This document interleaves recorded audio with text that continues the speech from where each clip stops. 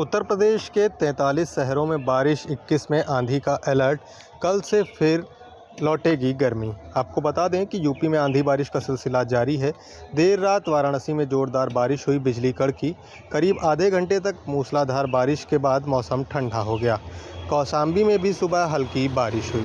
वहीं अमेठी में मिट्टी की दीवार ढहने से मां बेटी की मौत हो गई। आपको बता दें कि 43 जिलों में बारिश और 21 में आंधी तूफान का अलर्ट जारी किया गया है। जिन जिलों में बारिश का अलर्ट जारी हुआ है उनमें सहारनपुर, शामली, मुजफ्फरनगर, बिजनौर, अमरोहा, मुरादाबाद, रामपुर, संभल, बरेली, बदायूं, पीलीभीत, शाहजहांपुर, लखीमपुर खीरी, हरदोई, सीतापुर, बहराइच, श्रावस्ती, बलरामपुर, सिद्धार्थनगर, महाराजगंज, कुशीनगर, गोरखपुर, संत कबीर नगर, बस्ती, गोंडा, बाराबंकी, लखनऊ, अयोध्या, अंबेडकर नगर, सुल्तानपुर, अमेठी, प्रतापगढ़, जौनपुर, आजमगढ़, मऊ, गाजीपुर, बलिया, देवरिया, वाराणसी, संत रविदास नगर, चंदौली, मिर्ज़ापुर, सोनभद्र और आसपास के इलाके शामिल हैं।